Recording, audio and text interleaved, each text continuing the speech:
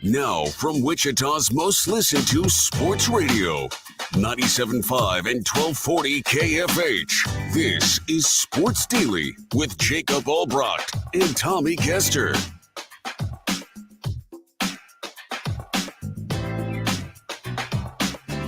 Hey, happy Thursday to you, everybody. It is Jacob Albrocht and Tommy Castor here on Sports Daily. Next couple hours, we are with you. Thanks for hopping on with us here on KFH on the Odyssey app. Thanks for watching us on 12 News Connected, Facebook, YouTube, or X. However it is you are here with us, we appreciate it. The IHOP hotline will be open for you. That's where we find Jad Chambers, brought to you by IHOP, which is excited to bring back its all-you-can-eat pancakes deal through September 15th. 869-1240 is that number. You can call us to get in touch with the show there. It'll be a busy IHOP hotline today. We'll have TJ Cleveland, 12 News Sports Director, coming in to talk about Catch It Kansas's Catchy Awards, which are rolled out this week. You've been voting all summer long for that. It's sort of the official end of the last season as Catch It Kansas crew gets ready to transition with some football practices into the new fall season. So we'll have TJ in to talk a little bit about that, some of the voting, how things looked in the Catchy Awards. We'll have Tim Fitzgerald coming top of next hour to talk to us a little bit about what he's seeing from K-State football camp early on as they get ready to start their season. Other things, of course, the Kansas City Royals in what turned out to be one of, if not their biggest game of the season so far last night, come up big. We'll dig into that. And the Chiefs let us know what the plan is for the starters on Saturday in the preseason opener, which you'll hear over on KNSS, by the way, home of the Kansas City Chiefs. But we'll talk about what Andy Reid said, a little different than what he normally does if he sticks to his guns on that. And Harrison Butker really gets sort of his first chance to talk about what's been a pretty wild offseason for him. We can get into all of that today. Glad to be here. We'll have a couple of giveaways for you as well. We'll give away a little HTO for you. We'll give away some Tim Tebow prize package. Tim Tebow's coming to town, so we'll give you a chance to get in on that as well throughout the show today. All kinds of good stuff for you. Tommy, good morning. How are you? Hey, it's a busy day. I feel like I've just kind of been scrambling this morning, like a chicken with my head cut off. One of those mornings where you just got a million different things to knock out and, not a whole lot of time. The thing about this show that I love is that we're live. I mean, it is a live show and it waits for nobody. And so, you're counting down the moments until we go live, and I'm trying to knock things out left and right and kind of scrambling, but it's good to be here. Good to be back today and looking forward to getting into it. I'm with you. That 8 to 9 o'clock hour as we prep the show is always like, I don't know about you. I use reminders in my phone. Most people, I think, use calendars, and I use that too. But for the most part, for like, got to get it done, it's reminders. And my list at 8 a.m. is always about that long. And I just try to knock off as many as I can before we start getting ready for the show. Let's start with the Royals. We called it yesterday, and this will happen again and again and again. But at that point yesterday, it was the biggest game of their season. Turned even bigger when Cleveland loses a doubleheader. And you get an opportunity then to really do some damage. You had Minnesota losing as well. And then you had Boston, hot on your heels in the wild card. And in the Royals, look, it was sort of the same formula we saw in the first two games. Out to an early lead, give up the lead. Starter sort of lets you down a little bit. But then the Royals counterpunched, and the bullpen did not let them down in this one. They get the 8-4 win. Bobby Witt Jr. and Vinny Pasquantino continue to be out of their dadgum minds good right now. And they're carrying the Royals, both of those guys, within the top 5 in RBI this year in the American League, which is awesome. But, I mean, those are the two guys you want to see that from, right? And they're doing it at the same time right now, and it's been really cool to watch.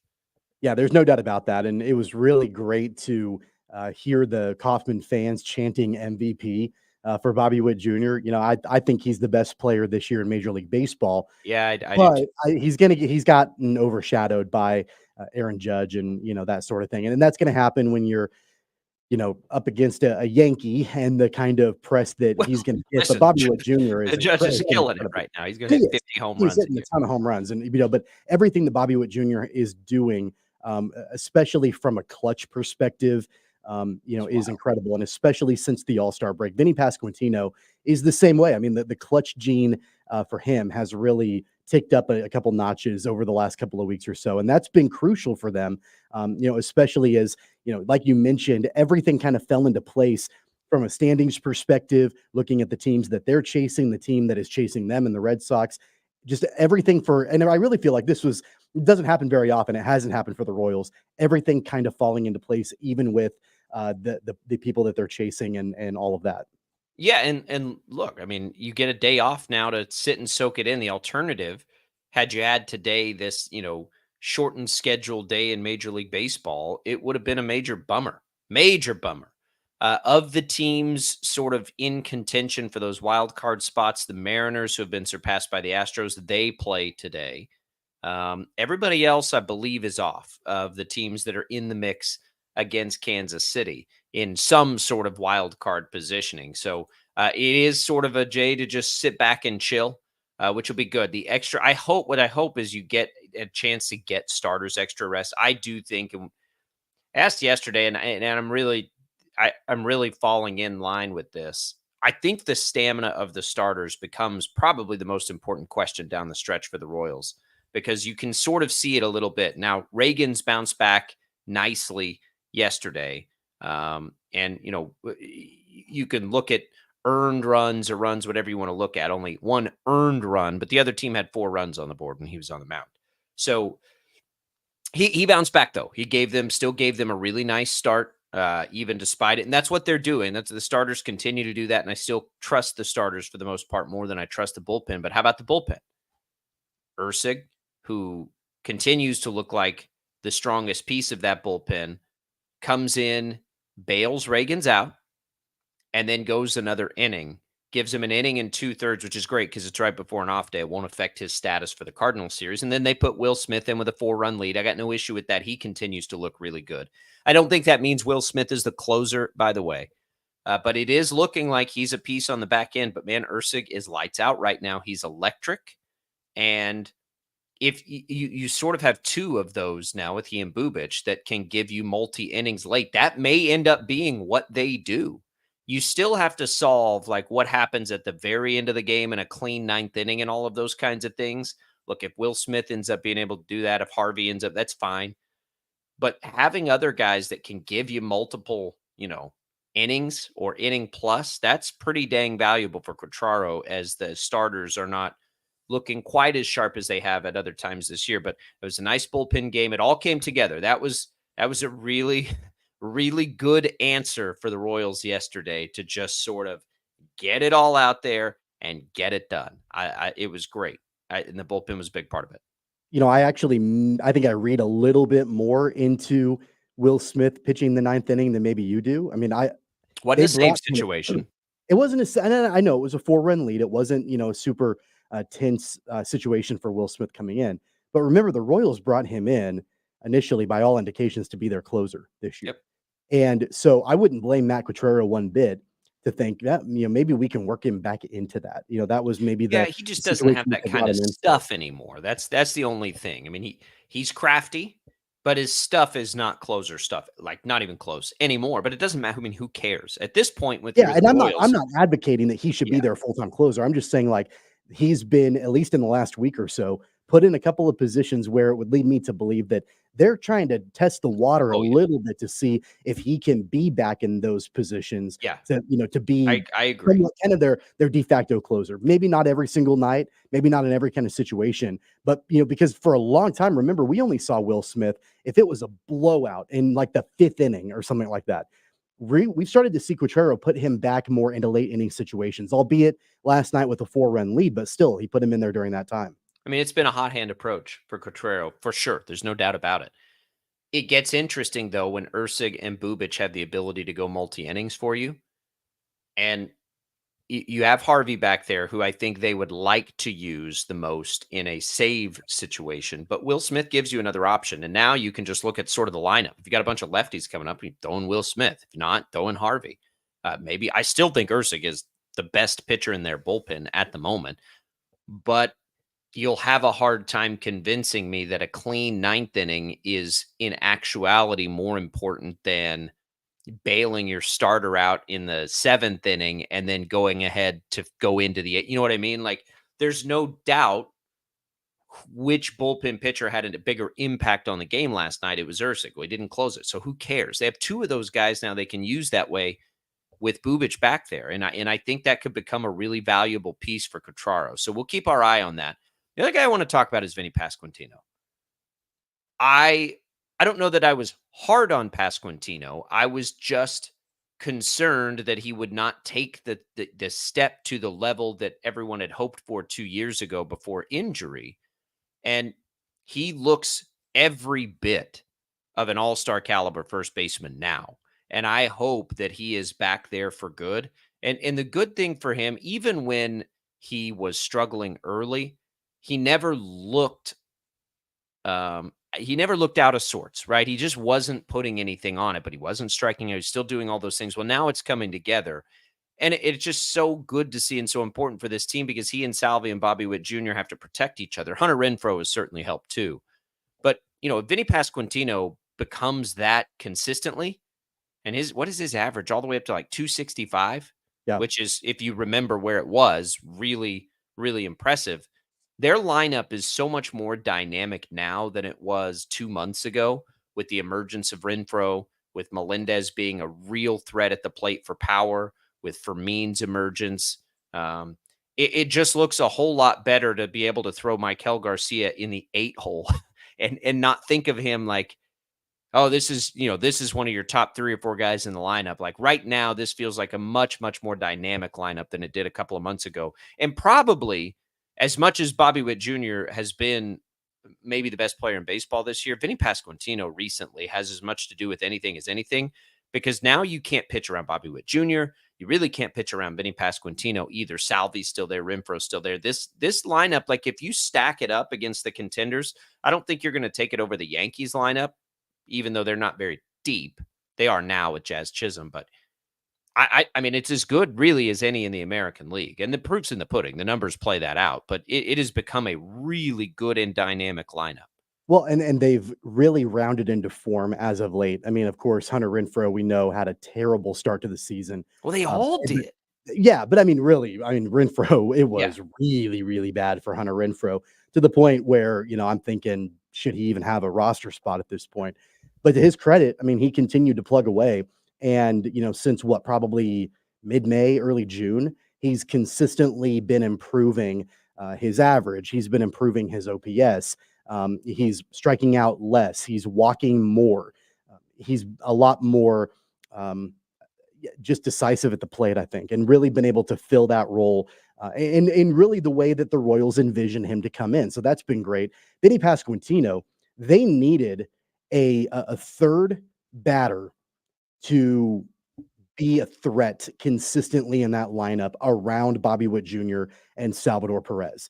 It had been a major issue all year long, I felt like, where the table was not being set for the guys after Bobby Witt Jr. And it wasn't Bobby Witt Jr.'s fault. It was just the fact that especially in that leadoff spot, nobody was producing at all. And so pitchers just felt like they could pitch directly to Bobby Witt Jr. They didn't have to worry about a whole lot. And then after the fact, then you've got Pasquantino, who's not really doing a whole lot until recently. And then really the only other threat was Salvi. But now that they've kind of rounded that into form, it becomes a much more layered threat for the Royals offensively, where, to your point, and I agree with you, pitchers have to, really start paying attention to multiple batters in the lineup as opposed to game planning solely around Bobby Witt Jr. and basically thinking, okay, well, basically everybody else, it's not really going to harm us. Like if we pitch to Salvi, Salvi may make us pay, but it's not going to be the end of the world. And now they've got multiple players to protect their stars, and that changes the way that pitchers can have to deal with and game plan their lineup. It has been really nice to see. They still don't have a great option at leadoff. Massey's done fine there. I still think Freddie Fermin is probably the answer there. And just we'll keep an eye on that night by night to see who's going to be. It is. And I just want to see because eventually I think somebody will step into the role, embrace it, and be successful there. I think Fermin's he's just almost he almost is always doing something positive at the plate. It feels like, again, that's just perception. But eventually, I mean, the Dodgers have Shohei Ohtani leading off now. Eventually, that's got to be Bobby Witt Jr.'s spot. Not this year. I get it. Like, it's not going to happen right now. But the Dodgers, when they bring Mookie Betts back, they're not even going to lead him off anymore. They're going to bat him second. because it's such a weapon to have Shohei at the top of the lineup. Anyway, that's irrelevant. Royals get a big win. They are off today, back at it tomorrow. We'll get more into that in the second hour. When we come back, we'll go to St. Joe, talk a little Chiefs. I know this Jim Harbaugh story is really big. We'll try to touch on it in the second hour.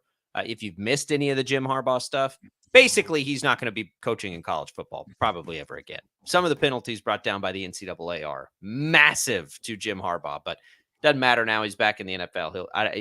If he ever was going to go back to college, he certainly doesn't look like he will now. We can explain and maybe get in a little bit into that in the second hour. But when we come back, it'll go Chiefs. All the baseball coverage you just heard, though, presented by T-Mobile. Switch to T-Mobile and you can get tons of benefits and still save on every plan versus AT&T and Verizon. Use their savings calculator to find out how at T-Mobile.com/switch. Chiefs talk next on Sports Daily. Don't go away.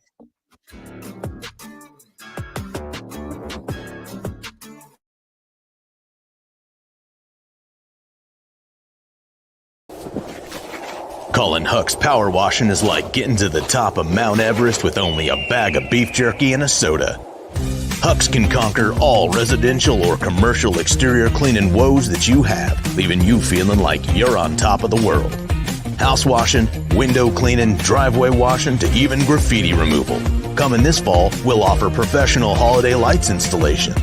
We love muck and gunk. You don't. Let Huck's handle it. Call for a quote today. Right. Start your day with 12 News this morning. Get ready with Jake's accurate hour-by-hour forecast, so you'll know if you need a jacket when you walk out the door or an umbrella by lunch. Start your day knowing what happened overnight and what's happening now. Live, breaking news all morning long. And plan the best route to work and school with traffic from across Kansas. Start your day right. Start your day with 12 News this morning on KWCH and KSEW. Hey, Wichita, Jim Rome here, celebrating over 25 years as the #1 midday sports talk show on Wichita Radio. Find out why. Tune into The Jungle, weekdays 11 until 2 on 97.5 and 1240 KFH. Sometimes people tell us, I don't get it, it's just tea. But let me tell you, we are so much more than just tea. With more than 25 flavors, the possibilities are endless. Come on in and try them all for free to find your favorite or get us on the go for your busy lifestyle. And don't miss happy hour every day for half-price cups of tea. So the next time someone tells you it's just tea, tell them to come by and find out why we say drink tea, be happy. Clouds are not just the canvas of our imagination. They tell a story. Clouds affect the events of your day. Sometimes they growl, sometimes they inspire, but they're always the messengers of nature's mood written in the sky. Storm Team 12 understands the language of clouds. We're dedicated to decoding their message so you know what to expect. Behind every cloud, there is a story waiting to be told. Trust Ross Jansen and Storm Team 12, alerting you first to the impact on your life. When you need help, remember, you're not alone. We are here. We are neighbors. We are together. We are Kansas.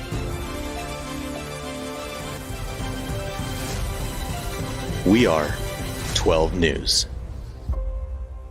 They say it takes a village. Come together and support local businesses in our neighborhoods. When you contribute to local shops, more money goes back into the economy. Shopping local makes our state stronger. So give back to the communities you love and watch our businesses and communities thrive. Shop local and be Kansas proud. At 12 News, we know you're busy, which is why we're here whenever you need us. Anytime, any screen. With live breaking news. Critically hurt after an apartment. Storm Team 12 forecast. Snowing for many miles. And the stories you don't want to miss. The scene's still very active. Just search KWCH 12 News wherever you stream and catch up on the latest news of the day. All for free and on your schedule, hopefully making your day a little bit easier. And did I mention the Storm Team 12 forecast? 12 News whenever you want. Sometimes people tell us, I don't get it, it's just tea. But let me tell you, we are so much more than just tea. With more than 25 flavors, the possibilities are endless.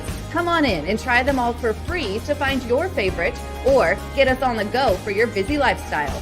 And don't miss happy hour every day for half-price cups of tea. So the next time someone tells you it's just tea, tell them to come by and find out why we say drink tea, be happy. Determining fact from fiction. That's our full-time job. You need to have someone give you the whole story from every side. To help you when no one else is listening. You need someone to put you first. That's what we do. We bring you the facts first. When you need it. Wherever you are. 12 News. Facts first.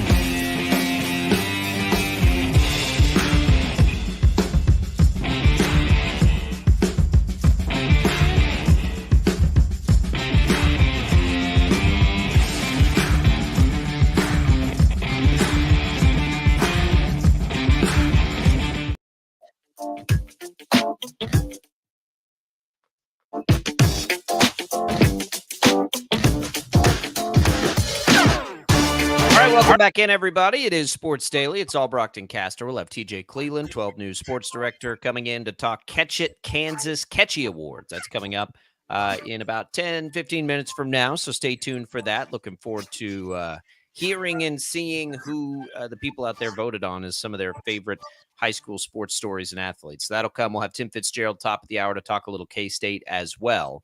Let's check in from St. Joe here real quick. And Jad's got us some audio from Mitch Holthus on Steve and Ted this morning. But first, the news of the day yesterday, Tommy, is we get Andy Reid saying, and this is new for Andy Reid, and I went back and I checked just to be sure, but the starters for the first quarter, second string, second quarter, third string, third quarter, fourth quarter is the fourth string. I went back and looked. Last year, the starters against the Saints played a series. Now, Andy Reid could change his mind on this, and who knows? Maybe they only get one series in the first quarter because that's the way it plays out. But I do find it pretty interesting that the plan going in is for them to play a first quarter, which it's either one or two series typically. I like it. I like it. I don't, if Mahomes wasn't out there, I'd probably be okay. But I mean, you've got two or three new pass catchers that you've got to get mixed in. The only thing that makes me nervous is left tackle, but Wanya Morris has enough experience that you're not worried about that too much. So I think it gives us a chance in all three phases, really, or all three sides, left tackle, wide receiver, and then on defense to see some of those new faces out there. I like it. I don't mind a first quarter at all. Yeah, I mean, I think that going back to what you mentioned about left tackle, I mean, the only thing that I'm concerned about is, the Wanya Morris injury, and will that prevent him from playing in the first preseason game? And if so, will we see more of Kingsley Suamataia? And then you want to try to, probably protect him as much as you possibly can in a game like this. So that's the one position that I'm looking at as far as the first quarter and the starters and the second quarter and the second string and so on. Other than that, yeah, I mean, it's okay with me, to get some of these new pass catchers acclimated at game speed with Mahomes. That's fine. But I would have been fine also if they had just played one series and, started the game off and then they were done. They may end up doing that anyway. That may end up happening. They may only get one series in the first quarter anyway. I'm actually, and this is the way that I think preseason really typically falls with a team like the Chiefs that is so talented. I'm going to be paying more attention to the second quarter and the third quarter, maybe not the fourth quarter as much, but I want to see those second string guys and those third string guys. I want to see Carson Wentz in a Chiefs uniform and what he's going to be able to bring to the table in the second quarter. I want to see some of these backup wide receivers, and can Sky Moore redeem himself if he takes the field or when he takes the field in the game? Some of those defensive players that are probably going to be moving into a larger role with the losses at linebacker and in the secondary during the offseason. Those are the things I'm going to be paying closer attention to, especially in this first preseason game, than really like splitting hairs about, if the starters are going to get one series or one quarter. Yeah, and it's all position by position. Like, I would be fine if we never saw Isaiah Pacheco this preseason, right? Like, there's some There's some places where it's irrelevant that you see. I'm fine if I don't ever see Chris Jones play, right? I'm fine if I don't ever see Travis Kelce play in the preseason. So it's all, Patrick Mahomes, you'd like to see just a little bit to get the work in with the wide receivers, but not much, right? And so a first quarter feels about right. If that would be the plan the rest of the preseason, I'd be okay. But one thing I will say, I trust coaches on this stuff. I don't split hairs on the decisions, and I can't believe they did this, that, or the other. Andy Reid's won back-to-back Super Bowls. He's won a third. If he thinks this is what this team needs, guess what?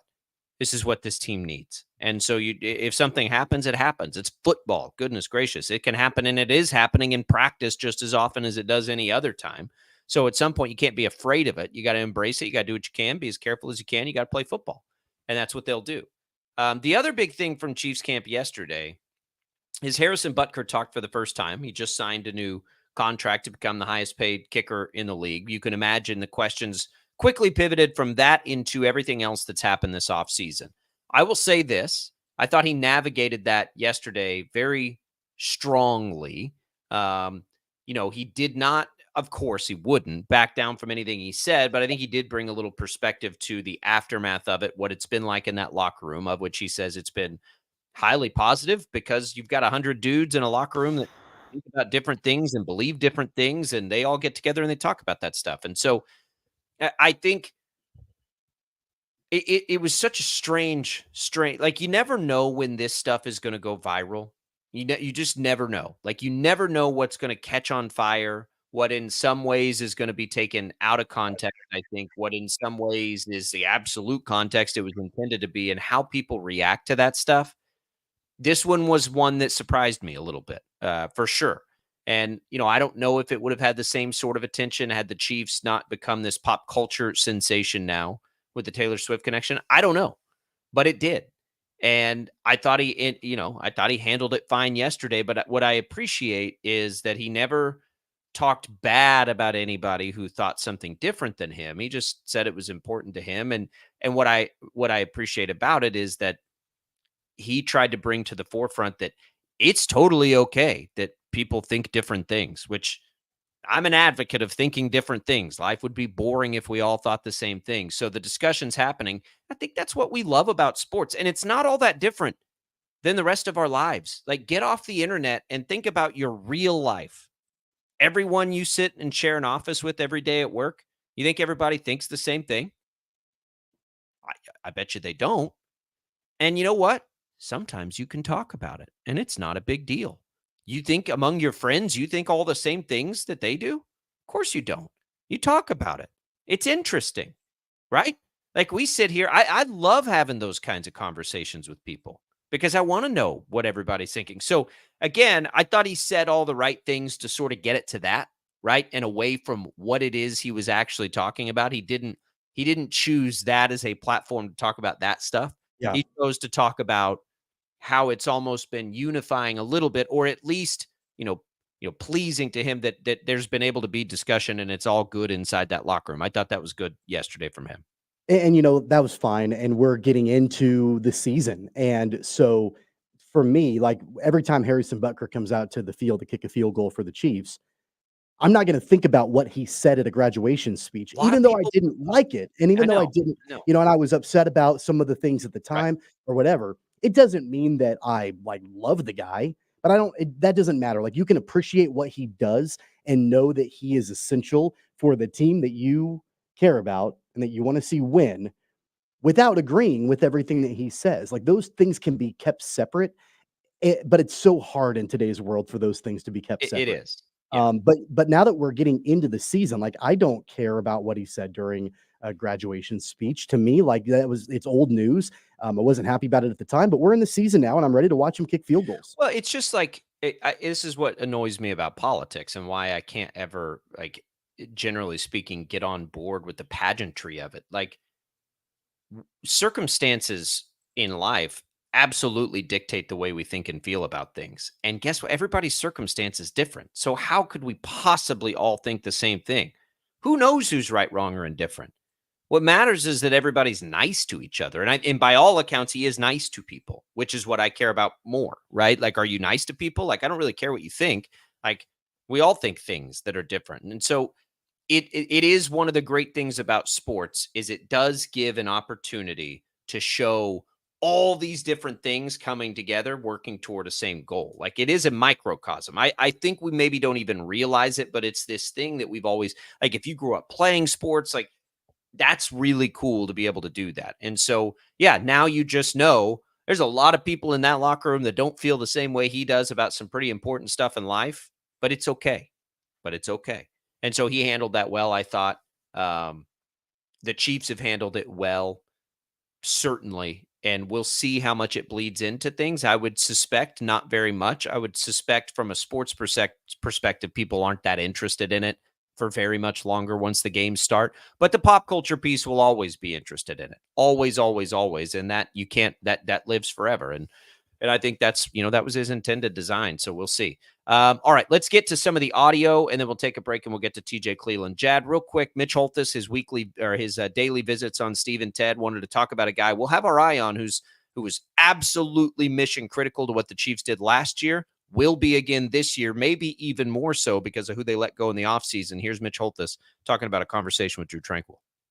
But Tranquill was a gigantic pickup last year because not only did it help us, saved us in many ways, it weakened the Chargers because he was a Charger for 4 years. But Tranquill is, again, he's ascending, but he does it by design, and it's something he thinks about every day. Well, I came into this league, I didn't have a lot of linebacker experience, so I feel like I'm continuing to head in the upward direction, continuing to better my game and finding ways that I can, make my game better, whether it's pass rush, coverage, attacking blockers, tackling. There's just so many things to get better at this position, and that's my goal every year that I'm in this league is to ascend. I don't ever want to descend. Never want to descend, and he is not descending. No. I mean, can he replicate? I think becomes the question, Tommy. And it is an important question. Can he replicate? Because if they, it doesn't matter how good their secondary is, if they can't stop the run, they're going to have trouble. And we've seen that in the past. And it was a little bit of a problem last year, but can he replicate it? I mean, can he be that guy again? That's what when Mitch Holthus told us here that he thinks the defense will be better. That's where I'm like, let me see this first. Let me see it first. Because last year it was so good and so perfect. Can that be replicated? I don't know. But he's a big part of it. Well, he is. And especially now with Willie Gay Jr. not on the team, they're going to be leaning on Tranquill. And it was great to see the way that Tranquill came alive last season. But remember, he wasn't the guy at the linebacker position. So he was able to sort of do it in spurts where, that part of the defense wasn't solely on his shoulders. There was another guy. There was the main guy. Drue Tranquill is going to be the main guy in that position group this upcoming season. So I think that that's where the question about not just replicating, because I think it's more than that. It is, can he elevate to be the guy? He can be one of them, but can he be the guy as a linebacker? And so I do agree with that. I think that that's going to be the important part is not just replicating, because we saw what he did last year, but he's going to have to take a step forward. The Chiefs are entrusting that to him, especially now with Willie Gay Jr., not on the team. I think that their runway defensively is relatively long because I think the offense is going to be so good. It's not so much like I won't be panicking if it's not great out of the gates because I think they'll get bailed out a little bit. It'll be the reverse, I think, early on of what we saw last year. But yeah, I mean, look, Drue Tranquill's been in the league for a long time. Long time. Has he ever been as good as he was last year? I don't think so. Not that I recall. And so, yeah, replicating your career year is a big ask. And then they're asking, somebody else in the secondary to take a step forward. And they're asking another pass rusher to be really good again. They're asking a lot out of a lot of players. They are. And you got to build in growth for others too. But it'll be interesting to watch again. You'll hear it. Radio Home of the Chiefs over on KNSS. We'll have that for you. When we return, we'll go to a little high school sports talk with TJ Cleveland. The Catch It Kansas Catchy Awards are coming soon. We'll get you the timing on that, what we can look for, some of the big categories, and then we'll get ready to turn the page to the next season too. We can pick TJ's brain about what to expect out of this upcoming high school football season as well. That's next on Sports Daily. Keep it here.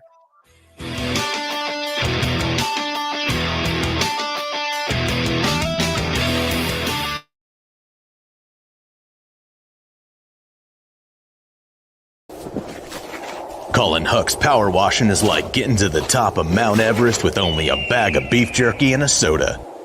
Hucks can conquer all residential or commercial exterior cleaning woes that you have, leaving you feeling like you're on top of the world. House washing, window cleaning, driveway washing, to even graffiti removal.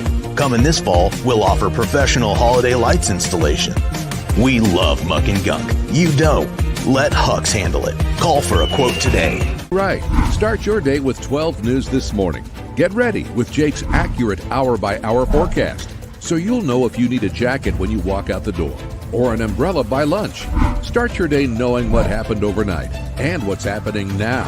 Live, breaking news all morning long. And plan the best route to work and school with traffic from across Kansas. Start your day right. Start your day with 12 News this morning on KWCH and KSEW. Hey, Wichita, Jim Rome here, celebrating over 25 years as the #1 midday sports talk show on Wichita Radio. Find out why. Tune into The Jungle, weekdays 11 until 2 on 97.5 and 1240 KFH. Sometimes people tell us, I don't get it, it's just tea. But let me tell you, we are so much more than just tea. With more than 25 flavors, the possibilities are endless. Come on in and try them all for free to find your favorite or get us on the go for your busy lifestyle. And don't miss happy hour every day for half-price cups of tea. So the next time someone tells you it's just tea, tell them to come by and find out why we say, drink tea, be happy. Clouds are not just the canvas of our imagination. They tell a story. Clouds affect the events of your day. Sometimes they growl, sometimes they inspire, but they're always the messengers of nature's mood written in the sky. Storm Team 12 understands the language of clouds. We're dedicated to decoding their message so you know what to expect. Behind every cloud, there is a story waiting to be told. Trust Ross Jansen and Storm Team 12, alerting you first to the impact on your life. When you need help, remember, you're not alone. We are here. We are neighbors. We are together. We are Kansas.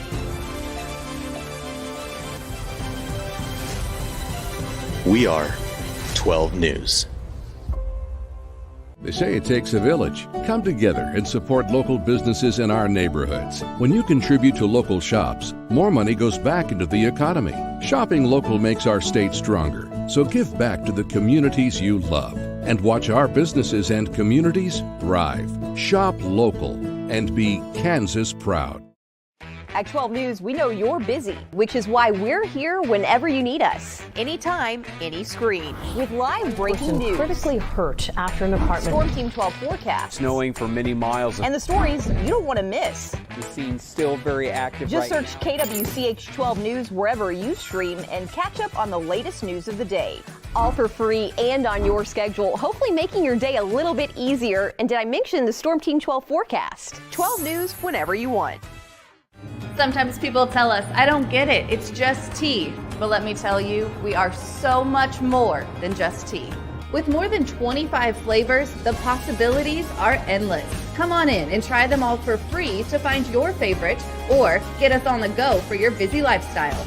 And don't miss happy hour every day for half-price cups of tea. So the next time someone tells you it's just tea, tell them to come by and find out why we say, drink tea, be happy.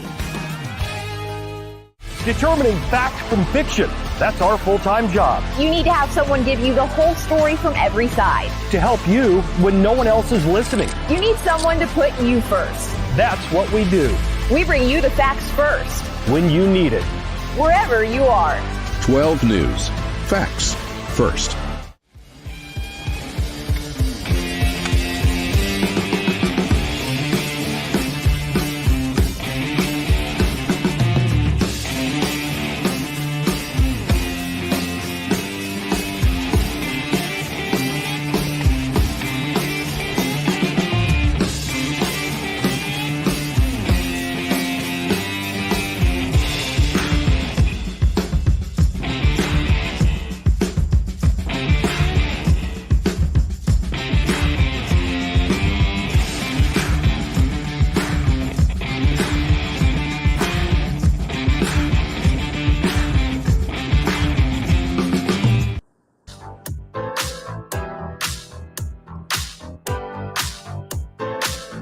right, welcome back, everybody. Sports Daily here on KFH. Glad to be here with you. Want to say thanks to Pray Fire Coffee for bringing us a great cup of coffee each morning at KFH and our Odyssey family. We are welcoming in now TJ Cleveland, 12 News Sports Director. Got his sights set on Catch It Kansas right now, the high school sports arm of 12 News. Thanks for watching us on 12 News Connected, by the way, right now. As the Catchy Awards are coming up. So the Catchy Awards are basically the big celebration of the last high school sports season, right as we get ready to transition into the next high school sports season. TJ, welcome into Sports Daily. How are you, man? Hello, I'm pretty good. I got to tell you guys, I don't know if you saw, I know Tommy's big into the college football game. The new KU Stadium just came out, so my time is valuable because I'm not playing in the new David Booth Kansas Memorial Stadium. I'm on the radio with you. This is the NCAA football game. Yep. So what did they do? They built it and then like inserted it into the game? Yep, today's the first day that the new stadium's in there, so the new wheat lights and all that stuff, so you can actually play with the current team in the stadium that they're not going to play in for another year. It's pretty cool. Does it look as much like a giant rib cage as the renderings appear? Yeah, I mean, yeah, the lights, the wheat lights. Everybody keeps calling them the wheat lights, waving the wheat. It's fine. Look, it's going to be unique. I like it. It'll be memorable.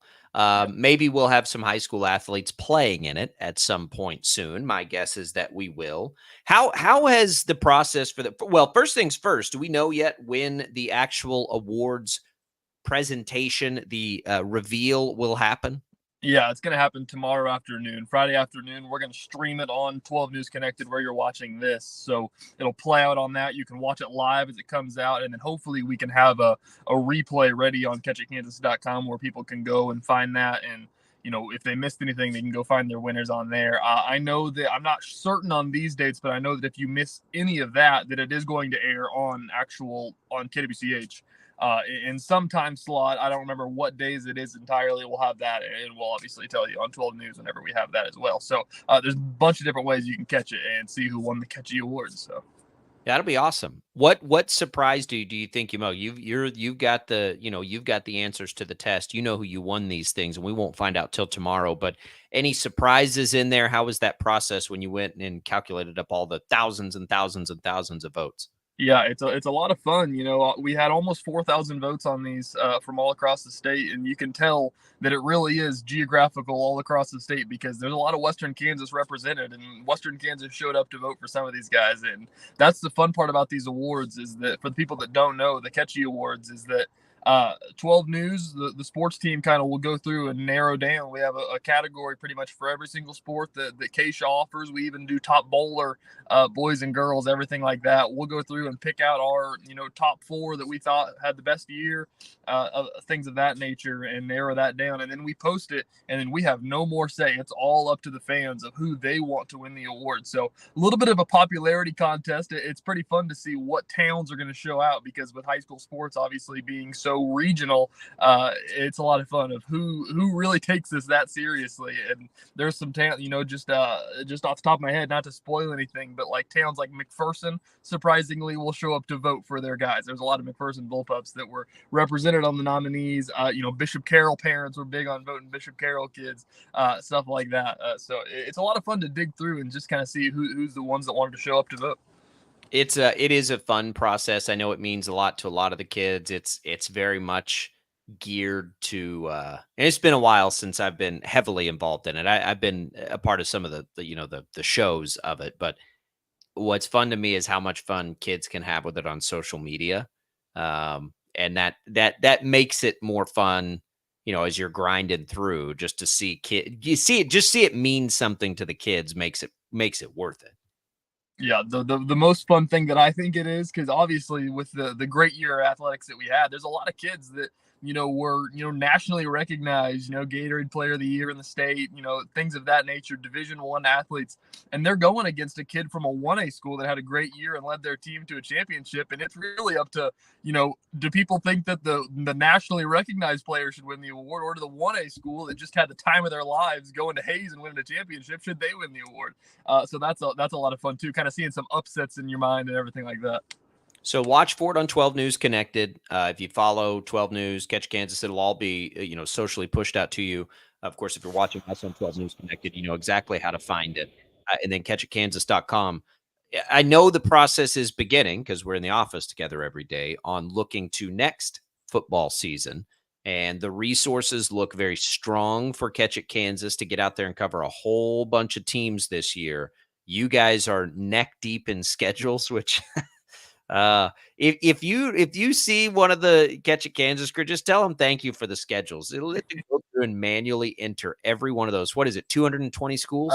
There's 189 different teams that are in our coverage area, so we have to go through and put all 8 of their games in one by one.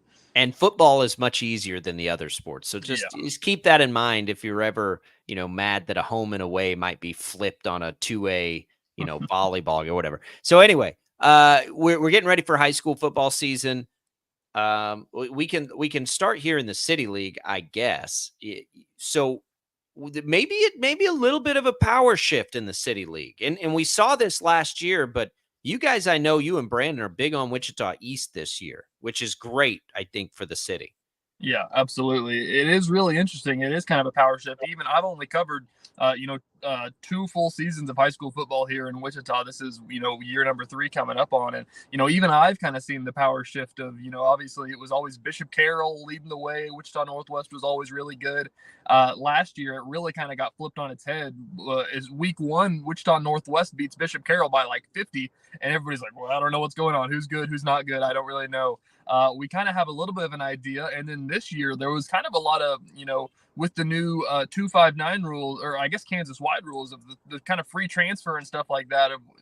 It's college athletic transfer portal has kind of made its way to the City League a little bit. It's going to be a lot of fun to kind of see who's going to be on where. But speaking of Wichita East, I know the big one is Deuce Bohannon. He was a sophomore at Northwest last year, I believe. I think he's got an offer from K-State, NKU, and some others, if not just interest from a bunch of Division I schools. Just a real stout kind of like Debo back that we call him. He can do a little bit of everything. You plug him and play him. Transferred to East, so they add him. They've got a couple other skill guys that are going to come back from their team last year that was really close to making a state title game. I think they fell out in the quarterfinals, I believe. They graduated a lot. They graduated the all-time passer in the City League in Deontay Mitchell, but with so much skill that they have there, and they have a really fun offense. They like to go really fast and score in chunk plays. So East is going to be a great team. Yeah, speaking of that power shift, one of the big stories last year, Cape and Mount Carmel, and just what they were able to do. Everybody, of course, like you mentioned, has always thought about Bishop Carroll as the traditional Catholic powerhouse in the Wichita Metro. But Cape, led by longtime coach Weston Schartz, they had an incredible season, almost won a state championship. Do you anticipate, TJ, that we'll see more of that same kind of success from Cape? Yeah, I was about to bring up Cape, and I think that might be the story of the year because Cape is now a 4A football school. They're going to be competing in 4A, not 5A. So who knows where they can go? It's going to be really interesting. They lose Omari Elias.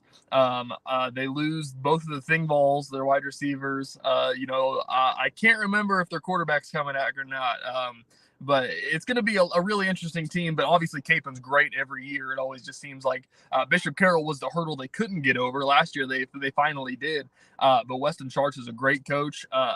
It'll be an interesting year in the City League. They're not going to be as talented as they were last year. Obviously, when you lose one of the greatest rushers in City League history, it'll be a completely different offense of how they're going to handle that. Because really, it was if it's 3rd and long, you can give it to Omari and you'll still probably get the first down. So, going to get more creative this year, I'm sure, there at Capen. But when they're a 4A school, it's going to be anybody's up for 4A. It's really interesting, and it's insanely weird to me that we could see a Capen versus Aquinas state championship game in 4A.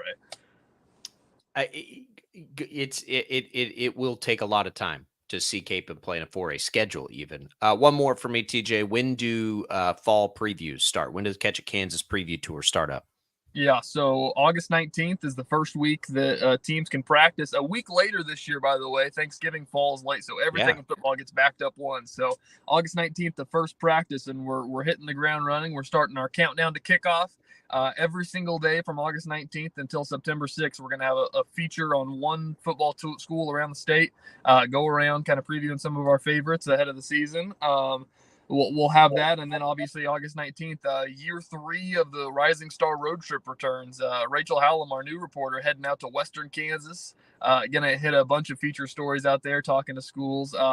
Just to name a few, she's going to Smith Center to do a cross country story, stopping in Hayes, stopping in Hoxie, stopping in Scott City, Liberal, Great Bend. So I'm pretty jealous. I've gone the past 2 years and hit up all the local hamburger joints, brought the golf club. A lot of greasy burgers in her future. That I tell people, they're like, "Is that a lot of fun?" I got Buffalo Dunes and the Thirsty Dog in Holcomb, so you can't really beat a greasy hamburger and a good round of golf out there. So it'll be awesome. Catchatkansas.com, the place to be. You can follow TJ at KWCH-TJ. That's TEJAY. On social. You can follow Catch Kansas on social. And, of course, all this with 12 News Connected. We're looking forward to a high school football season. We'll have TJ in every week looking at some of our biggest games. It'll be a lot of fun. This is the time of year, and I know it's struck TJ. This is the time of year you're ready for the summer to be done and get football here. It is like clockwork. You're just like fidgeting, counting, just twiddling your thumbs, ready for the start of a high school football season. And then look for the Catchy Awards. Those are coming Friday, tomorrow. Those will drop. 12 News Connected, catchkansas.com.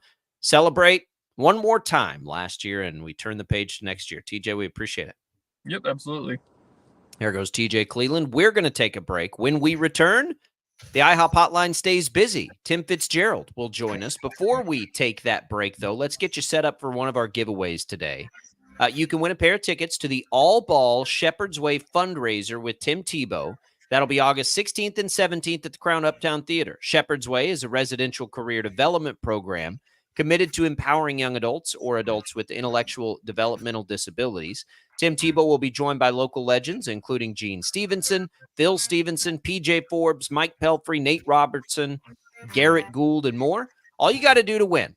Here we go. Text the keyword Tim, T-I-M, to 20357. That's Tim to 20357. Message and data rates apply. The winners will get some signed Tebow memorabilia as well. Again, that's Tim, 20357. Good luck, everybody. We'll come back. Tim Fitzgerald, not Tim Tebow, joins us next to talk a little K-State sports on Sports Daily.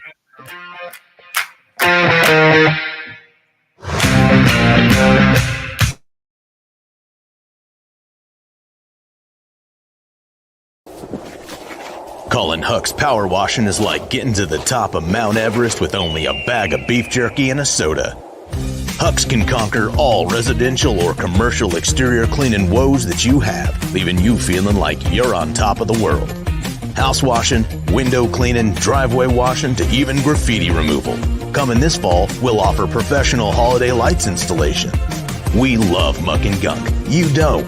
Let Huck's handle it. Call for a quote today. Right. Start your day with 12 News This Morning. Get ready with Jake's accurate hour-by-hour forecast, so you'll know if you need a jacket when you walk out the door or an umbrella by lunch.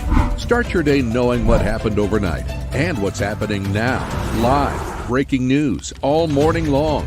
And plan the best route to work and school with traffic from across Kansas.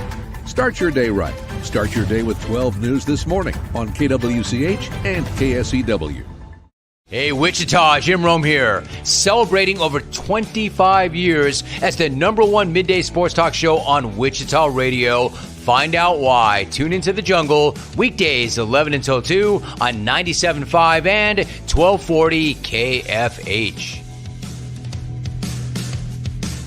Sometimes people tell us, I don't get it, it's just tea. But let me tell you, we are so much more than just tea. With more than 25 flavors, the possibilities are endless. Come on in and try them all for free to find your favorite or get us on the go for your busy lifestyle. And don't miss happy hour every day for half-price cups of tea. So the next time someone tells you it's just tea, tell them to come by and find out why we say drink tea, be happy. Clouds are not just the canvas of our imagination. They tell a story. Clouds affect the events of your day. Sometimes they growl, sometimes they inspire, but they're always the messengers of nature's mood written in the sky. Storm Team 12 understands the language of clouds. We're dedicated to decoding their message so you know what to expect. Behind every cloud, there is a story waiting to be told. Trust Ross Jansen and Storm Team 12, alerting you first to the impact on your life. When you need help, remember, you're not alone. We are here.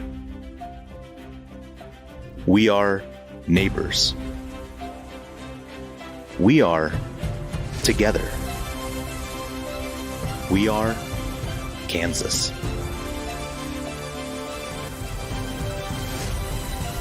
We are 12 News. They say it takes a village. Come together and support local businesses in our neighborhoods. When you contribute to local shops, more money goes back into the economy. Shopping local makes our state stronger. So give back to the communities you love and watch our businesses and communities thrive. Shop local and be Kansas proud. At 12 News, we know you're busy, which is why we're here whenever you need us. Anytime, any screen. With live breaking news. Critically hurt after an apartment. Storm Team 12 forecast. Snowing for many miles. And the stories you don't want to miss. The scene's still very active. Just search KWCH 12 News wherever you stream and catch up on the latest news of the day. All for free and on your schedule, hopefully making your day a little bit easier. And did I mention the Storm Team 12 forecast? 12 News whenever you want. Sometimes people tell us, I don't get it, it's just tea. But let me tell you, we are so much more than just tea. With more than 25 flavors, the possibilities are endless. Come on in and try them all for free to find your favorite or get us on the go for your busy lifestyle. And don't miss happy hour every day for half-price cups of tea. So the next time someone tells you it's just tea, tell them to come by and find out why we say drink tea, be happy. Determining fact from fiction. That's our full-time job. You need to have someone give you the whole story from every side. To help you when no one else is listening. You need someone to put you first. That's what we do. We bring you the facts first. When you need it. Wherever you are. 12 News. Facts first.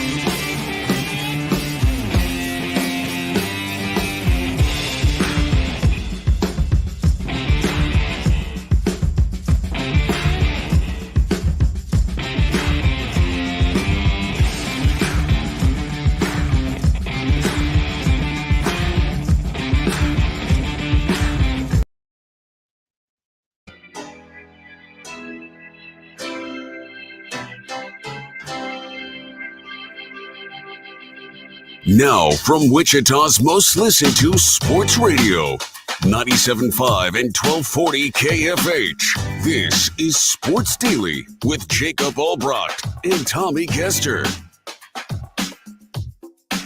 He's got all the insight of what you want to know and maybe some of what you don't want to know. Here's K-State insider Tim Fitzgerald. And welcome back in, everybody. Sports Daily. We are joined by Tim Fitzgerald at Life of Fitz on social media and all the purple lit glory behind him. It looks good. We love being able to do this on video now here. 12 News Connected on X, YouTube, Facebook, all the different video options you have to take it in. We'll put out a disclaimer. Just easy, ladies. You're looking at three married men here. All right. So just take it easy a little bit. Enjoy it. Enjoy this three-headed, what do we call it? Three-headed smoke show. Is that fair? I think that's fair. I like that. Yeah. That was the name of my my alternative rock band when I was in college. Three-headed smoke show. Yeah. Okay. I like that. Yeah. I'm gonna stay back on that one. All right. So we're into fall camp. Follow Fitz at Life of Fitz. Find all the work at gopowercat.com, of course. We're into fall camp, Fitz. We're not there, though. It's been quiet. It is that time of year where we really lean into what you guys are doing. What are we seeing? Vibe checks. Like, what are your early impressions now? I guess we're a couple of weeks into fall camp. It just feels a little bit like a construction project. They know where they're headed, but they've still got work to do, particularly getting Dylan Edwards woven into what they want to do. I mean, he just arrived in the summer, missed spring football, and they got a lot of things they want to do with him, but they're just slowly progressing. It's interesting watching the staff run a fall camp because they explain that they throw everything at him up front, they overwhelm them, and then they come back and address everything, and they seem to understand it better the second time around. And that's the process they're in now, is getting them acclimated to everything. And they'll get up and totally get after it here in the next week or so with physical play, inter-squad scrimmages, and all that. But it's a process that has begun. That means football's just around the corner. Yeah, so knowing where we're at in the schedule and getting closer and closer to that opening week game, are they at the stage now where it's more about final touches and getting everything sort of finalized exactly with schemes and assignments and that sort of thing, or are there still more fundamental decisions that are in the process of being made leading up to the season? I think there are a few position battles that are still lingering. Left tackle is one that kind of caught us a little bit off guard. We thought the Kilty from North Dakota was brought in to start, but he's getting pressure from John Pastor, one of the young guys. And that's interesting. That's a positive sign for some of the development of those young linemen. We've been wondering when they'll start making their appearance. But yeah, other than a few position battles, it's literally a build towards the start of the season and unleashing this team, guys, that I think is going to be pretty good when it's all put together. So left tackle battles, we talk about that with the Chiefs a lot. Young guy challenging. Is that a good sign or a bad sign? It's an interesting sign, I got to say, because everyone raved about Kilty there in the spring, and now he's in a battle. And maybe it's just Coach Kleiman pulling a Bill Snyder, or what a lot of older coaches did, was just kind of create a competition to get the guy that should be best kicked it in gear. But you know what? They're trying to sort out their depth at offensive line, so they probably want to foster some competition, even though probably 4 of the positions are really locked in at this point. You mentioned Dylan Edwards-Fitz a couple of minutes ago, and he's been in the last couple of days giving some interviews and talking about settling into the Kansas State program, being in Manhattan, what he hopes to bring to the team. Coach Kleiman has talked about him in recent days. So it's not just the acclimation, I don't think. It's also exactly, and we talked about this before, how he'll be utilized in that offense. And especially when you've got a returner in DJ Giddens, who's been, a solid contributor offensively for this team. Do you know if that has all kind of shaken out as far as the usage of him and what it's going to look like for Edwards compared to the way they use DJ Giddens? Yeah, that's one of the big questions coming into the season, is how will they balance all of that? And I think the coaches have made it clear DJ Giddens is going to get his touches. Nobody's going to subtract from what he offers to the offense. And DJ talked about he wants to get even further comfortable in the receiving end of the passing game, and that's actually an area where we think he's done pretty well. How they use Dylan Edwards is the thing that I think we're all trying to wrap our minds around. Yeah, he'll be running back at times. They did that with Trayshawn Ward, rotating him in, but it was mostly Giddens. And this guy, Dylan Edwards, offers him an opportunity to put him in the slot, use him at receiver, do some different formation things that maybe they wouldn't have done without him, to get both of those guys on the field more often. And he's also part of the return duties.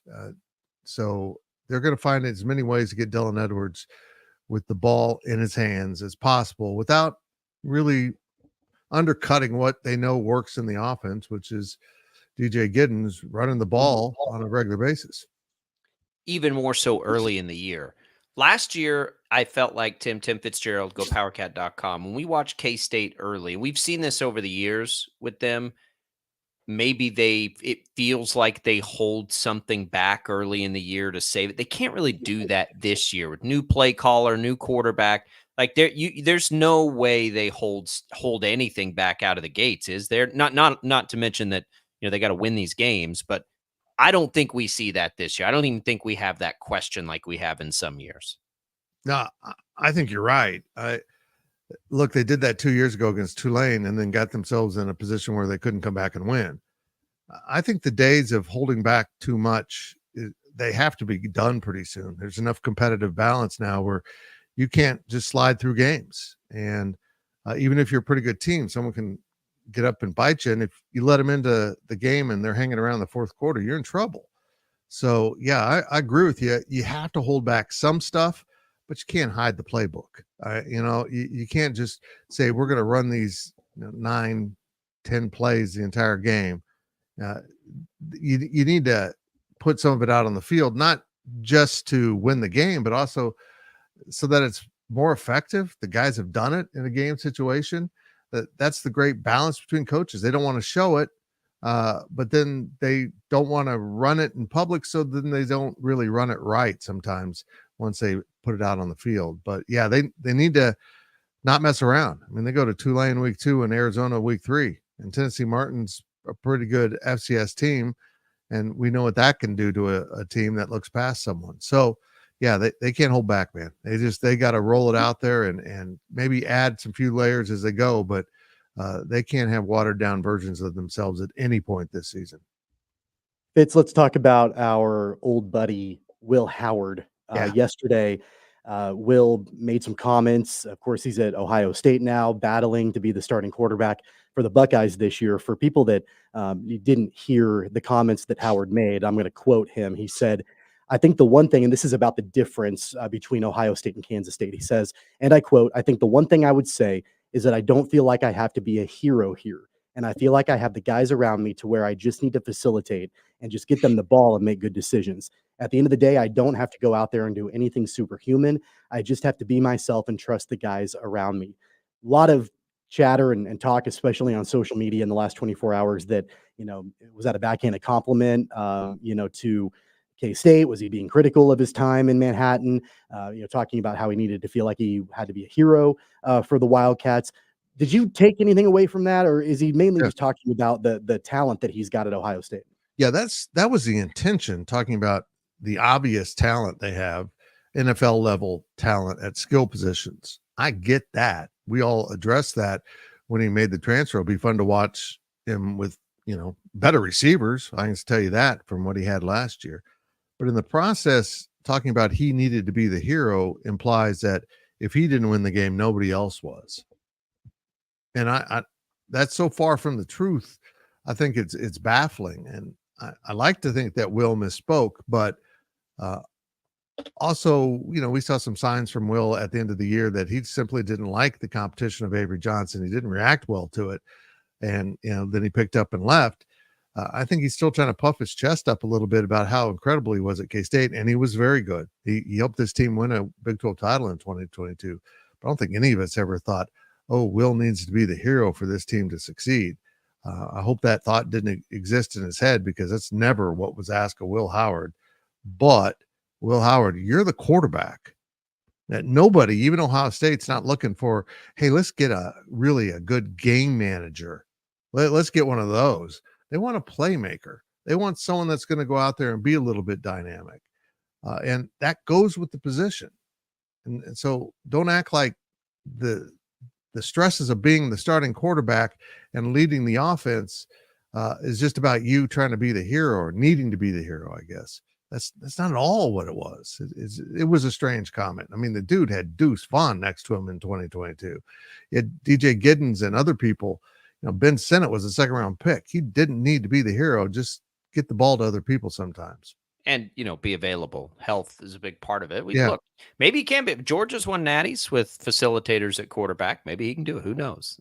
He'll be interesting to watch. What'd you make of the poll, Fitz? KU gets in for the first time since 2008. K-State's there. Polls mean something. Probably less than they used to, but they do mean something as we try to organize and understand expectations early in a year. That felt about right. And I know a lot of people are focused in on, how many SEC and Big Ten teams are in there, and are they? I don't really care. I feel like 17 feels about right for K-State. Yeah, I think we all feel like they could be much higher than that by the time CFP rankings roll out, but they have enough questions that I think that's fair. And I think it was probably in reality fair to the Big 12.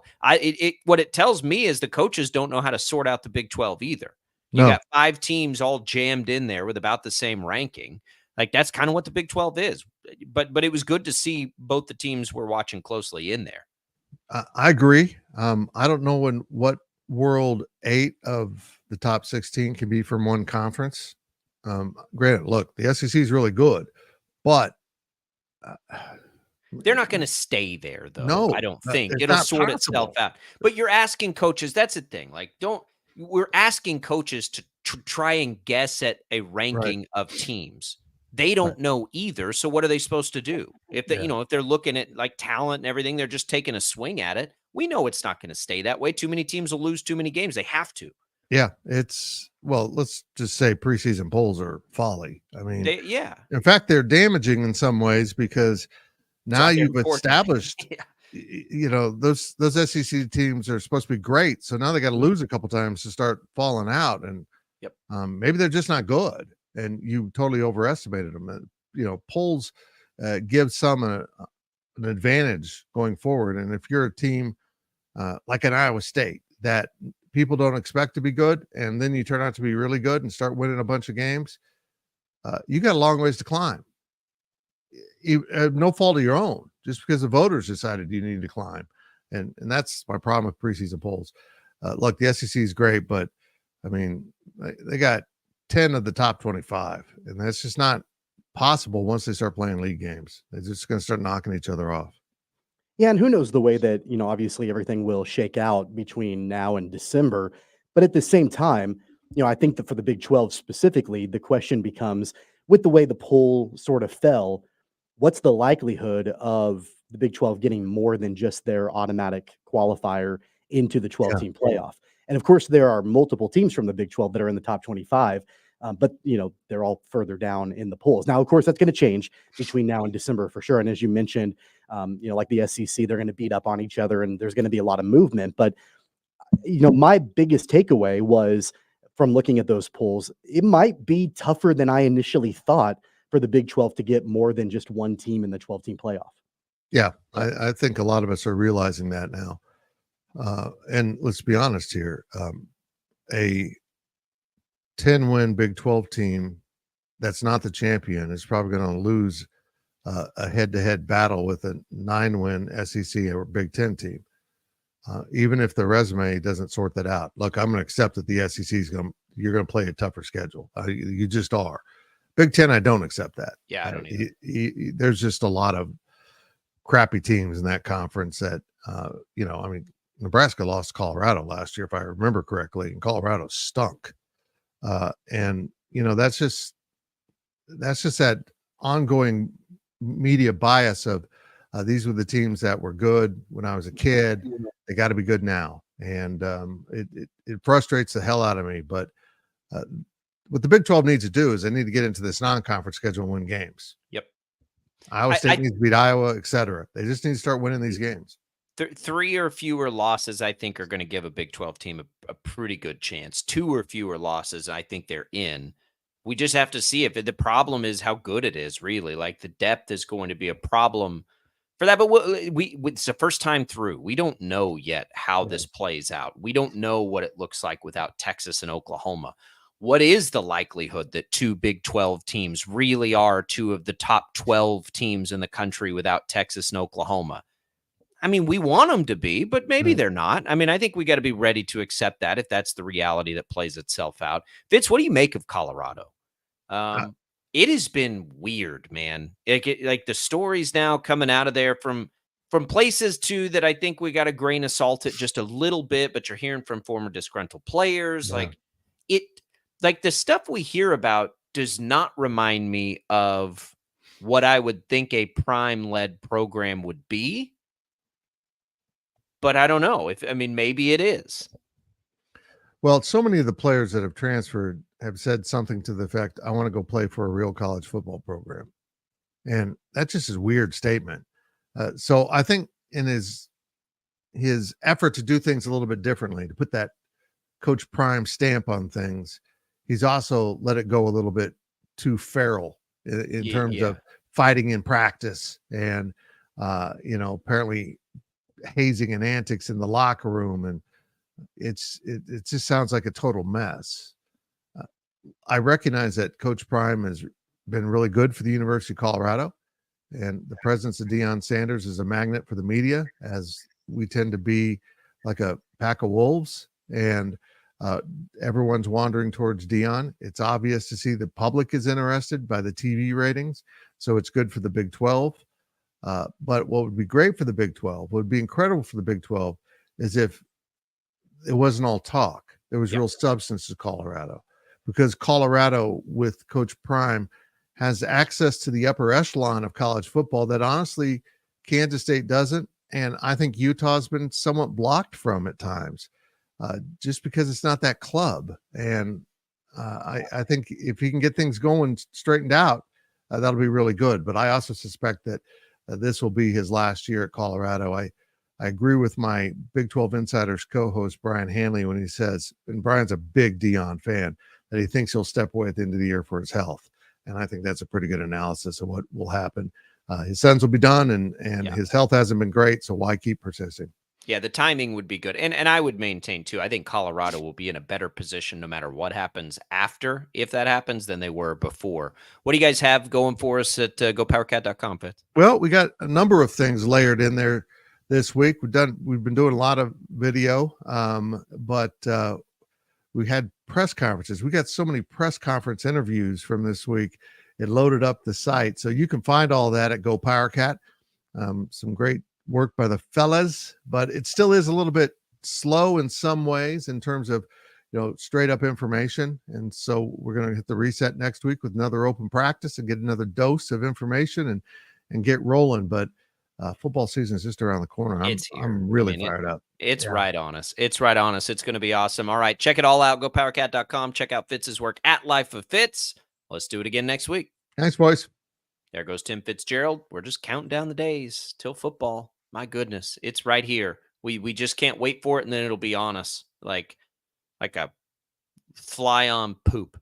Like white on rice. Yeah, whatever you want to call it. Whatever that analogy fantasy. is. I've started to look at fantasy football now. I'm beginning my own process with that, which is always a blast. God, You and I've been talking about our picks we're going to bring back this fall and what that might look like. Yep, we're going to make football picks again this year. We're going to have some fun. This is going to be the best football season in the history of the world here with Sports Daily.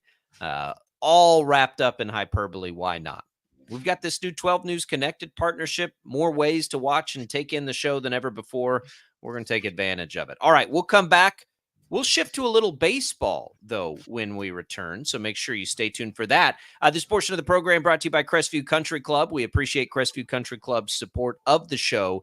It is golf weather. I'm going to get out there tonight, I think, try to do a little Twilight 9 holes with my son. 36 holes. You can almost always find a tee time if you really need one. Great restaurant, great facilities, great pool. It's all there at Crestview. Tell them we sent you and give them a call. Take a tour of the new facilities. They've done a lot of updating in this summer season. We'll come back. More Sports Daily. Let's go back to the Royals when we return. Don't go away.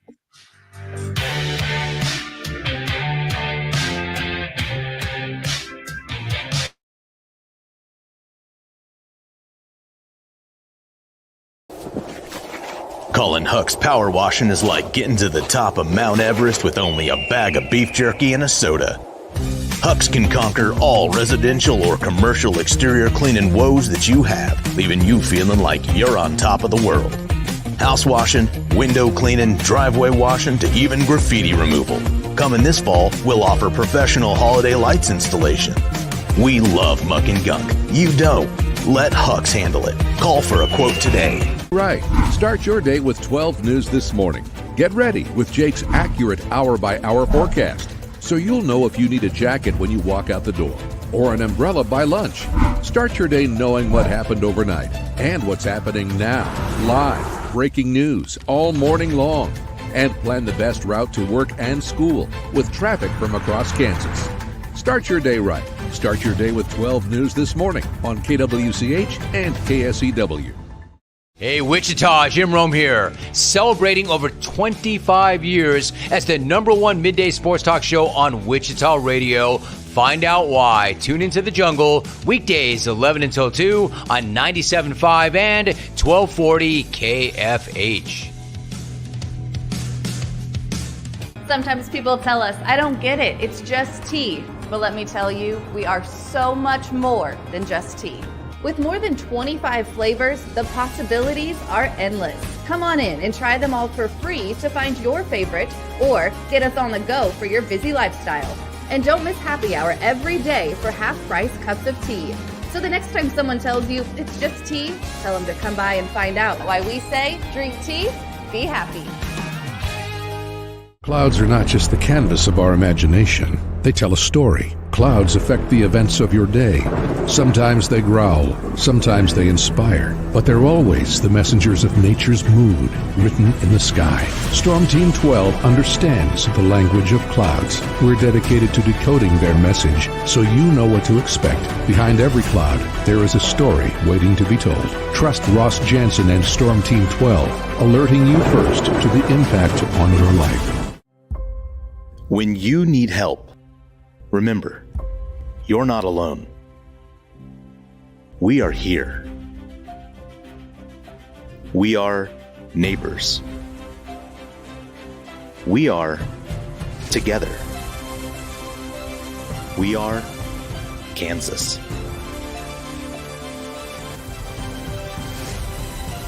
We are 12 News. They say it takes a village. Come together and support local businesses in our neighborhoods. When you contribute to local shops, more money goes back into the economy.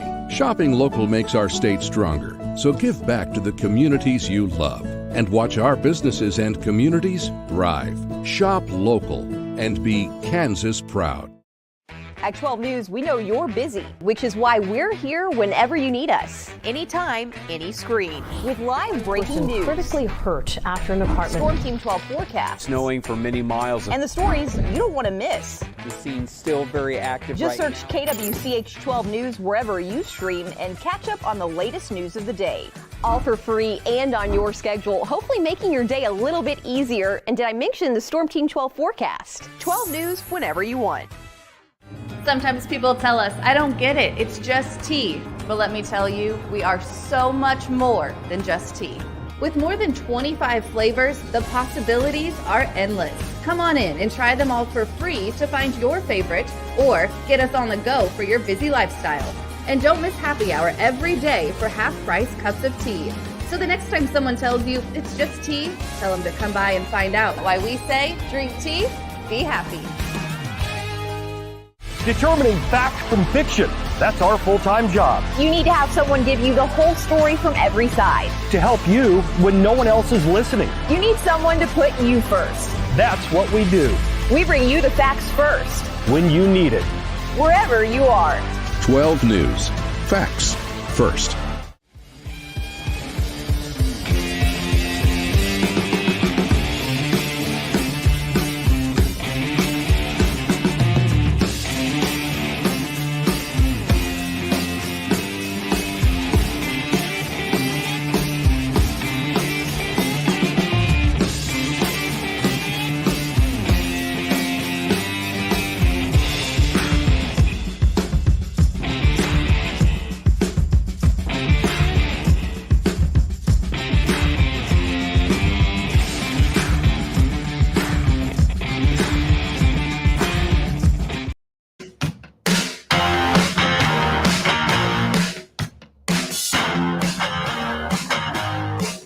All right, welcome back, everybody. It is Sports Daily here on KFH. Jacob Albrock, Tommy Castor with you.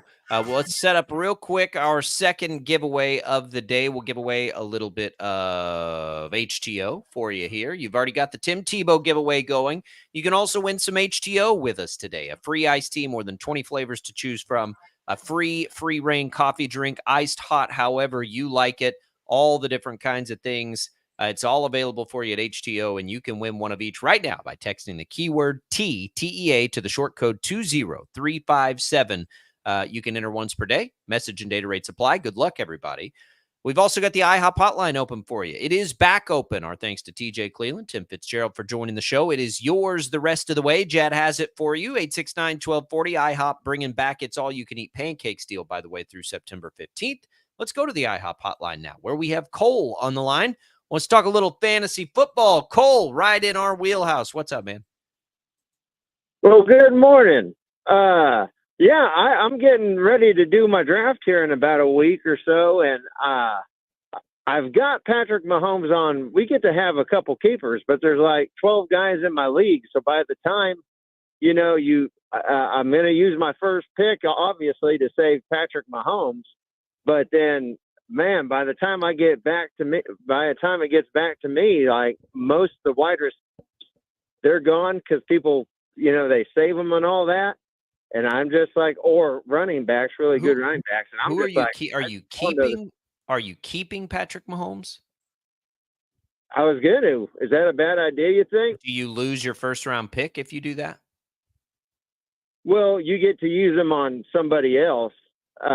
You can use it on somebody else, but then somebody else will probably take Patrick Mahomes. So you don't lose a pick by keeping Patrick Mahomes. Who else do you have?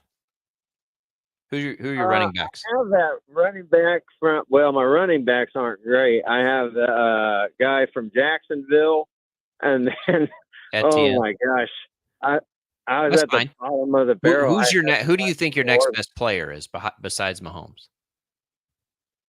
Oh, gosh, Keenan Allen, maybe. Nah. If you don't lose any specific pick or anything like that to keep Mahomes, I'm fine with Mahomes this year. I'll be aggressively drafting him this year. Are your touchdowns the same for a quarterback as they are for a running back or receiver? Or do running backs and receivers get more for a touchdown? You know, I don't really know, I guess, but if it's the same, it's a no-brainer. If it's the same, because I play in a lot of leagues that do that. In fact, most of the leagues I play and value the quarterbacks a little higher because of that. And is it one or two quarterbacks you can play at once? You only get to have one quarterback at the. I'm still fine with it. If your next best players are Keenan Allen and Etienne, and it doesn't matter by round who, I would draft Mahomes before either of those players this year. Quarterbacks are deep. It's never been deeper, and we appreciate the call, Cole.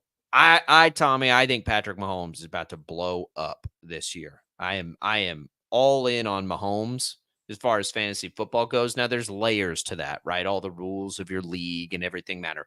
But in the leagues like that I've played in and play in, and we're in one that does not do this, but it's a 2 quarterback league. So that emphasizes for sure to me he'd be the number 1 overall pick.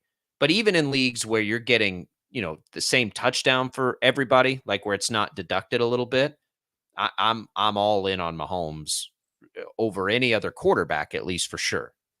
Yeah, there's not a lot of situations where in history of fantasy football where you're, you know, going to look at taking a quarterback around the same time that, you know, the top wide receivers are going. Usually wide receivers, especially in PPR leagues, are, you know, going to be a hot commodity. And running backs, there's only a couple of them that are, you know, probably elite that can separate themselves from the rest of the running backs in the league. So they'll be a hot commodity as well. You know, usually a lot of the quarterbacks, at least in the leagues that I play in, will go 4th, 5th, 6th round, somewhere around there, just because even the really good quarterbacks are going to get you about the same amount of points as a mediocre quarterback for the most part. There are exceptions, but you know, if Mahomes can really go off the way that at least you're anticipating he will for this season, then that does solidify, you know, that thought process. I'm sure he's going to go relatively high in a majority of people's drafts. Yeah, I mean, most people would still take Josh Allen, maybe even take Lamar Jackson because they run and Mahomes doesn't run a ton. And I get that. But, you know, I think he's going 40-plus touchdowns. I think he's going to challenge 5,000 yards. You know, if he stays healthy, I think the numbers are going to be there. Zeb watching said the Chiefs look calm, cool, and collected, where you're seeing fights and other things from other teams. A lot of that's because of Mahomes, and they're all business right now. And that's, look, he may not be over, and I'm not saying in normal circumstances I'm taking him number 1 overall. I'm not saying that at all. I wouldn't take him, you know, in normal circumstances, in the rules that most people play fantasy football by. I probably wouldn't take him until like the 3rd round. But depending on your rules, if it's 2 quarterbacks, if you get the same for touchdowns by everybody, then I would start to consider him in that 1st round. You know, I'm not taking him over Breece Hall unless it's a 2 quarterback league. Love Breece Hall this year, or CMC, or Bijan Robinson, or you know, Tyreek Hill, or CeeDee Lamb, or any of those guys. But I am on Mahomes. I have no problem with you keeping him. Thanks for the call, Cole. Tommy, the Royals are off today after their big win yesterday. Big win. Massive win. They're within 4 games again of Cleveland, who all of a sudden has lost 5 games. Okay. 5 games in a row for Cleveland. I do think, and Cleveland this is what's crazy about it. And I know Guardian fans have to be frustrated. They're finally aggressive at the deadline, and then all of a sudden they're playing their worst baseball of the year. Wouldn't you know it, right? And so the Royals have an opening here to go after them. As I'm watching the Royals right now and the offense is clicking, and we talked in the first hour about Vinny Pasquantino and the resurgence of Melendez and Renfroe and all of this stuff, what I fear is if this is truly a streaky team, which we saw that in the first half, that they go cold again. I guess that's in there. I don't know now with Pasquantino, Grooving, and Bobby Witt Jr., and of course Salvi, you just trust. I think they'll be able to sustain it even if that is the case. But I mean, the difference in Renfroe now versus Renfroe early, doesn't it look like, maybe this is just me right now, and I know this isn't the case, MJ Melendez looks like he's going to hit a home run every time he's up at the plate. The ball feels like it's jumping off of his bat. Now, what does that mean? He's still not going to be, all world or anything, but the threat of that being there for him, he's confident. Like it is looking good for this Royals offense. And if the starters can maintain their way through, they're going to get into the postseason. And, it looks like a complete team to me. Should Bobby Witt Jr. be the MVP in the American League? And maybe not should be, but will he be the MVP? And what will it take if he's not, currently the leader, which he's not, Aaron Judge is? What will it take for him to be the MVP in the American League? That's really where every time I watch. Well, the Royals really need to reach the postseason. They really have got to get into the postseason. He's going to have to be, I think, the leader in WAR for it to happen, which he could be because of the premium defense he plays. I think those two things probably need to happen.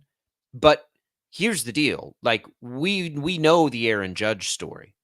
Everybody's learning the Bobby Witt Jr. story. These are voted on, right? MVPs are voted on. So he has that going for him too. But it's going to be hard to, if Judge hits 50, 55 home runs, and I don't even know what his RBI number would be. It's out of this world what he's done offensively this year. If he continues on that pace, the Royals at minimum are going to have to get to the playoffs. Because if you have Judge sitting there and the Royals are not a playoff team, I'm not sure they're going to give Bobby, as much as some of them might want to, I'm not sure they'll do it. So, and obviously he has to maintain the pace he's on right now, which seems crazy, but he just keeps doing it. I don't think there are statistical benchmarks that are going to make too much of a difference. I think it's more of the analytics crowd with WAR, and I think they're going to have to reach the postseason. I think that's a big part of it. I also think that there needs to be that consideration. It's really easy with a guy like Aaron Judge because he's going to go up and just clobber a bunch of home runs, and he's in that major market. But, like Bobby Witt Jr. does a whole lot of things that Aaron Judge doesn't. And he also hits those home runs, by the way. So that's what makes it tough. I understand the WAR is there. And that's really, going to be a major, I think, deciding factor for the voters. And I get it. The Royals need to make the playoffs, but Bobby Witt Jr. Is not the only factor in whether or not the Royals make the playoffs. He's a large factor in that, but he's not the only factor in that. And so let's say that, and I don't think it's going to happen, but let's say that the Royals falter and they fall off and they don't make the playoffs. I'm not sure that should be held against Bobby Witt Jr. Well, I'm not sure if it should be, but it's going to be. Right. And it depends. If you go wins above replacement, you see different things. I see, and I don't know why this is. I'm not a computer nerd, so I don't understand why when you look at this, some places WAR has a higher, Judge has a higher WAR, some places Witt has a higher WAR. Why in some places the defense is added in at a different level. Like literally everybody has a different calculation, I guess, on WAR. So I don't know what I'm looking at there. But either way, it's going to be close. So, Bobby Witt Jr. gets to the 30-30 club and gets to 100 RBIs, and he's still hitting above, 340, and the Royals make the playoffs. I think he's a new enough, fresh enough story that voters are going to fall in love with that more than Judge. Even if Judge does hit 55 home runs and 170 RBIs or whatever ridiculous pace he's on. And Bobby Witt Jr. is getting it done with his glove, too. It's not just that he plays shortstop. That should be a huge part of it. It should be. It's not just that he plays shortstop. It's that he plays shortstop at a really high level. right? And that does matter. It does It matter. does. And it goes back, and this is an age-old question that has been debated for decades. What is the true definition of the most valuable player? Is it the best player, or is it the player that is most valuable to their team? And Which Bobby is Witt the playoff Jr. argument. And Bobby Witt Jr. is the most valuable player to the Royals, no doubt about it. Aaron Judge is the most valuable player to the Yankees, but who is more valuable to their respective team? And I would argue that Bobby Witt Jr. is for the Royals, because without Bobby Witt Jr., the Royals are not anywhere close to where they are right now. The Yankees have more talent, more I overall don't know top-to-bottom if talent. I mean, they made some additions at the trade deadline to certainly get more talented. Man, I don't know. Like, outside of They've got Judge and Soto, go look at their Soto on their lineup. team, and they've got Chisholm on their team. Their Now pitching they staff do.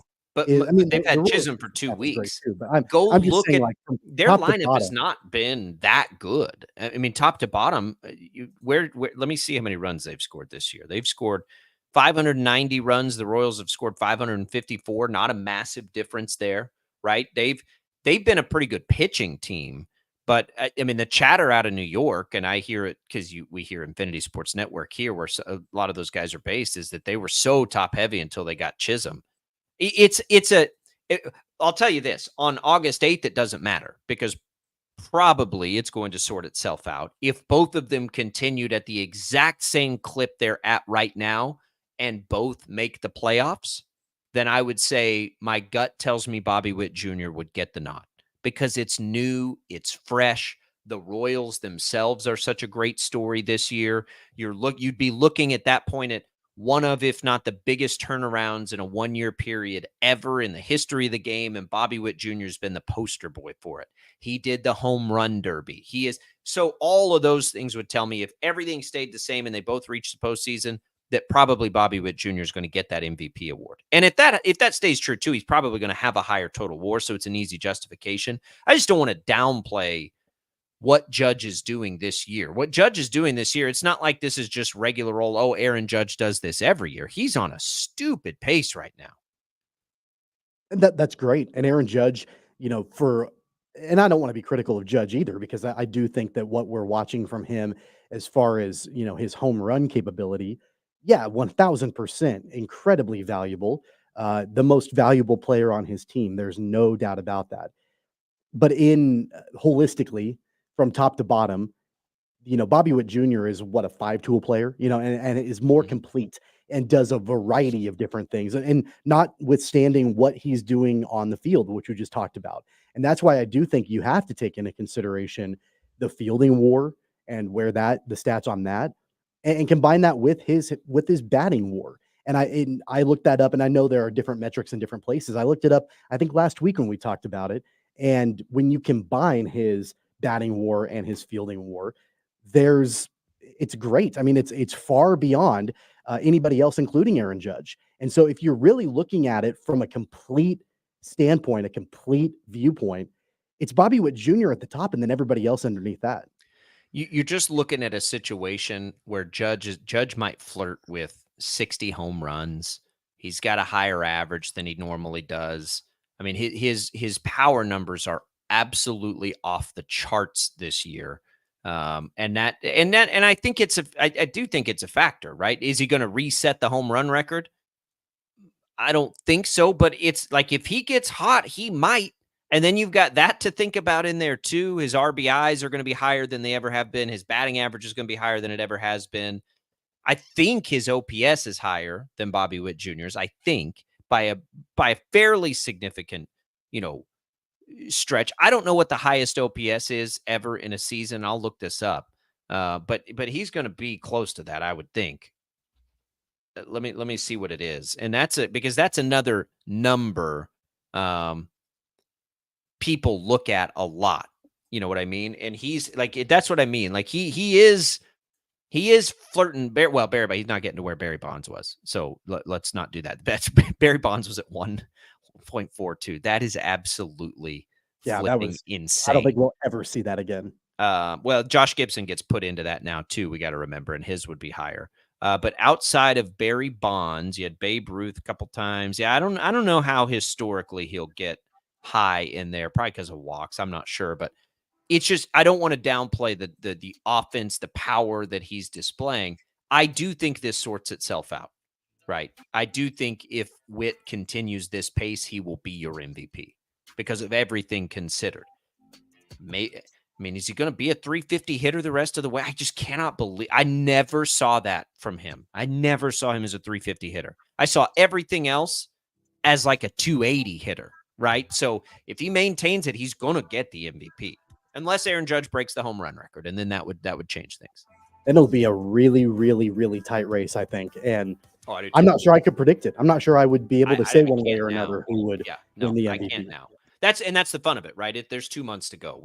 I cannot tell you who I think will win because I have no idea. But it'll be one of those two guys, most likely. 869-1240, that's the IHOP hotline. It is back open for you. The Royals, again, day off today. We'll come back. We'll take a quick look around the sports world. Maybe that's our opportunity to get a little bit on this Jim Harbaugh story, which is pretty wild. A bird's eye look. I don't want to dig totally into it, but I do think it's pretty interesting. The White Sox fired their manager, by the way. I don't think we need to spend a ton of time on that, but that did happen. And then we can get the latest potentially on the Brandon Ayuk rumors. That's all a little hodgepodge for you here on Sports Daily as we wrap up a Thursday.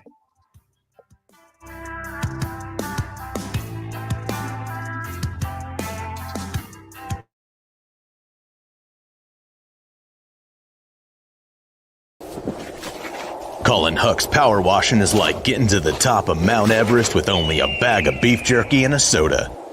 Huck's can conquer all residential or commercial exterior cleaning woes that you have, leaving you feeling like you're on top of the world. House washing, window cleaning, driveway washing, to even graffiti removal. Coming this fall, we'll offer professional holiday lights installation. We love muck and gunk. You don't. Let Huck's handle it. Call for a quote today. Right. Start your day with 12 News this morning. Get ready with Jake's accurate hour-by-hour forecast, so you'll know if you need a jacket when you walk out the door or an umbrella by lunch. Start your day knowing what happened overnight and what's happening now. Live, breaking news all morning long. And plan the best route to work and school with traffic from across Kansas. Start your day right. Start your day with 12 News this morning on KWCH and KSEW. Hey, Wichita, Jim Rome here, celebrating over 25 years as the #1 midday sports talk show on Wichita Radio. Find out why. Tune into the jungle, weekdays 11 until 2 on 97.5 and 1240 KFH. Sometimes people tell us, I don't get it, it's just tea. But let me tell you, we are so much more than just tea. With more than 25 flavors, the possibilities are endless. Come on in and try them all for free to find your favorite or get us on the go for your busy lifestyle. And don't miss happy hour every day for half-price cups of tea. So the next time someone tells you it's just tea, tell them to come by and find out why we say drink tea, be happy. Clouds are not just the canvas of our imagination. They tell a story. Clouds affect the events of your day. Sometimes they growl, sometimes they inspire, but they're always the messengers of nature's mood written in the sky. Storm Team 12 understands the language of clouds. We're dedicated to decoding their message so you know what to expect. Behind every cloud, there is a story waiting to be told. Trust Ross Jansen and Storm Team 12, alerting you first to the impact on your life. When you need help, remember, you're not alone. We are here. We are neighbors. We are together. We are Kansas.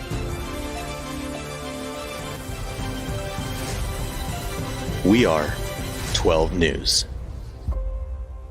They say it takes a village. Come together and support local businesses in our neighborhoods. When you contribute to local shops, more money goes back into the economy. Shopping local makes our state stronger. So give back to the communities you love and watch our businesses and communities thrive. Shop local and be Kansas proud. At 12 News, we know you're busy, which is why we're here whenever you need us. Anytime, any screen. With live breaking news. Critically hurt after an apartment. Storm Team 12 forecast. Snowing for many miles. And the stories you don't want to miss. The scene's still very active. Just right search KWCH 12 News wherever you stream and catch up on the latest news of the day. All for free and on your schedule, hopefully making your day a little bit easier. And did I mention the Storm Team 12 forecast? 12 News whenever you want. Sometimes people tell us, I don't get it, it's just tea. But let me tell you, we are so much more than just tea. With more than 25 flavors, the possibilities are endless. Come on in and try them all for free to find your favorite or get us on the go for your busy lifestyle. And don't miss happy hour every day for half-price cups of tea. So the next time someone tells you it's just tea, tell them to come by and find out why we say drink tea, be happy. Determining fact from fiction. That's our full-time job. You need to have someone give you the whole story from every side. To help you when no one else is listening. You need someone to put you first. That's what we do. We bring you the facts first. When you need it. Wherever you are. 12 News. Facts first.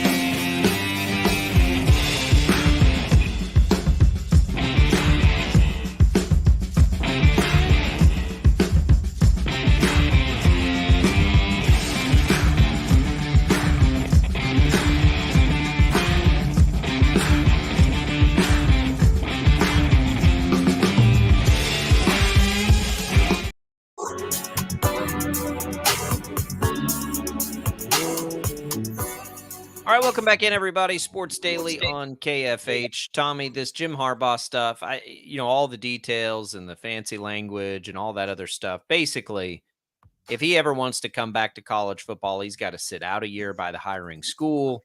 There's a lot of stuff in there. He has been so adamant against any of this stuff, and they are saying he is so guilty. It's just really weird how defiant he's been. But hey, he ain't going back to college football. I don't know that he ever was anyway. It's felt like he wanted out of that game for a long time. Maybe this has something to do with it, but he's not going back, right? Like he's done with college. And yeah, he didn't want to be in college. That was very clear. He tried to get out like every year, and then he won a national championship. But right, he got out at the right time. And look, I think that, again, this actual show cause order that the NCAA levied on Jim Harbaugh has nothing to do with the Connor Stallions situation. It has nothing to do with what Sharon Moore is being accused of right now with Michigan. That's a whole separate thing. This is about a cheeseburger. It's about Jim Harbaugh sharing a cheeseburger with a potential recruit during like the COVID time when they weren't able to meet with recruits, I think. And it's just like, okay, I don't really care. I don't either. At the end of the day. It would be different if Harbaugh was still in college, if he was still coaching at Michigan. Then I would care because we're less than a month away from the start of the season. I would care if Jim Harbaugh was still coaching in college football, but he's not. It's like, again, I think I mentioned this yesterday. It's not unlike Pete Carroll leaving USC, going to the NFL, and then USC had all of the sanctions against them and all of that. Now, will it get to that point at Michigan? I don't know. I have no idea. But, Pete Carroll ended up in the NFL, never looked back, never went back to college. And when people think of Pete Carroll, at least in my mind, I don't think of Pete Carroll as the coach at USC that had all of the scandals and, everything that happened after he left. I think of Pete Carroll as a Super Bowl coach with the Seahawks. That's what I think of Pete Carroll for. I don't care. Like will be these coaches talk to players all year. Like none of this. This just doesn't matter to most people. And yes, you have to have rules in place, and yes, you should follow them, and all of these things. But I mean, come on now. Like at the end of the day, I don't. It's not like if you ain't cheating, you ain't trying. I mean, there's some of that in there. I'm not trying to say that I'm okay with that.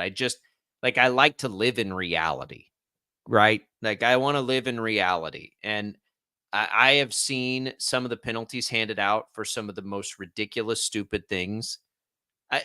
So it just doesn't bother me. Like, I don't care. I don't care.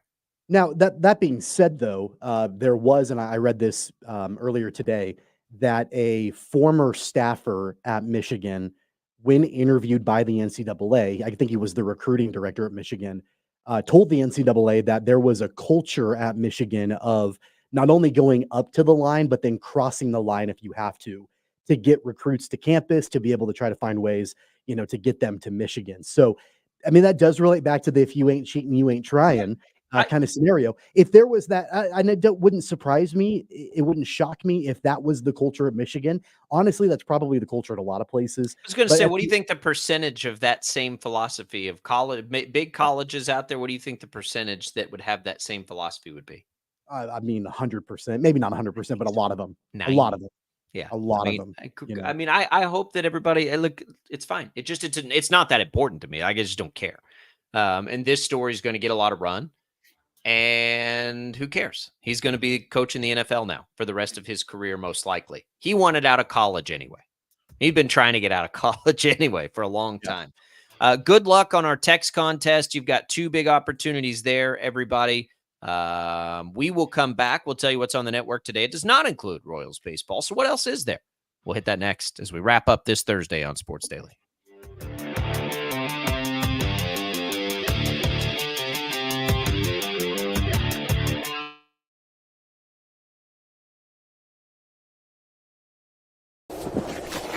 Colin Huck's power washing is like getting to the top of Mount Everest with only a bag of beef jerky and a soda. Huck's can conquer all residential or commercial exterior cleaning woes that you have, leaving you feeling like you're on top of the world. House washing, window cleaning, driveway washing, to even graffiti removal. Coming this fall, we'll offer professional holiday lights installation. We love muck and gunk. You don't. Let Huck's handle it. Call for a quote today. Right. Start your day with 12 News this morning. Get ready with Jake's accurate hour-by-hour forecast, so you'll know if you need a jacket when you walk out the door or an umbrella by lunch. Start your day knowing what happened overnight and what's happening now. Live, breaking news all morning long. And plan the best route to work and school with traffic from across Kansas. Start your day right. Start your day with 12 News this morning on KWCH and KSEW. Hey, Wichita, Jim Rome here, celebrating over 25 years as the #1 midday sports talk show on Wichita Radio. Find out why. Tune into The Jungle, weekdays 11 until 2 on 97.5 and 1240 KFH. Sometimes people tell us, I don't get it, it's just tea. But let me tell you, we are so much more than just tea.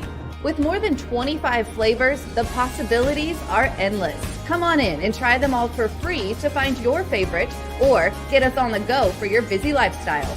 And don't miss happy hour every day for half-price cups of tea. So the next time someone tells you it's just tea, tell them to come by and find out why we say drink tea, be happy. Clouds are not just the canvas of our imagination. They tell a story. Clouds affect the events of your day. Sometimes they growl, sometimes they inspire, but they're always the messengers of nature's mood written in the sky. Storm Team 12 understands the language of clouds. We're dedicated to decoding their message so you know what to expect. Behind every cloud, there is a story waiting to be told. Trust Ross Jansen and Storm Team 12, alerting you first to the impact on your life. When you need help, remember, you're not alone. We are here. We are neighbors. We are together. We are Kansas.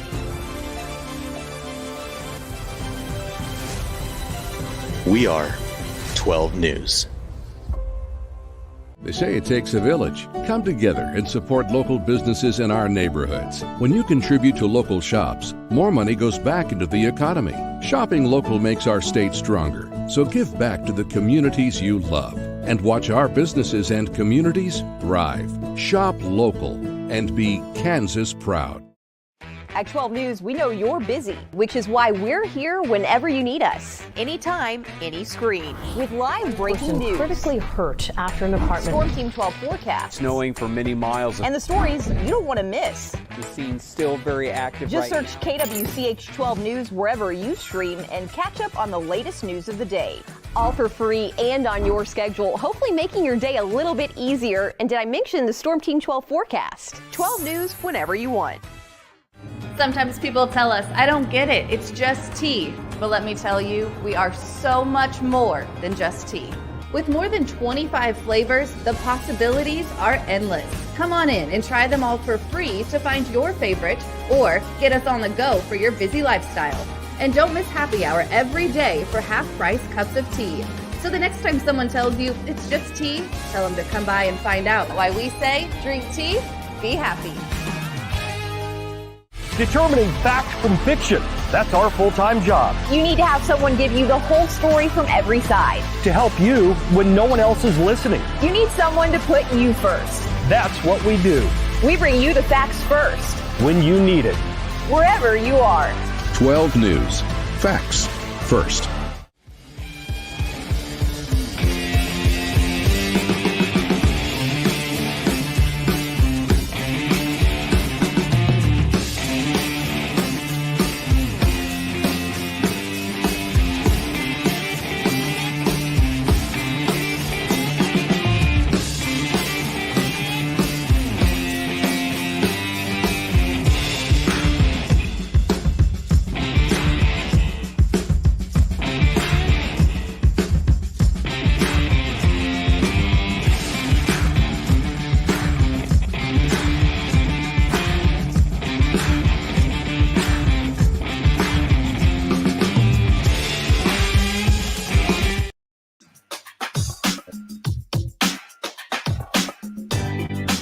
All right, that's it for us, everybody. Glad to be here with you. Thanks to TJ Cleland, 12 News Sports Director in Ketchick, Kansas, for joining us. Thanks to Tim Fitzgerald, GoPowerCat.com, for joining us.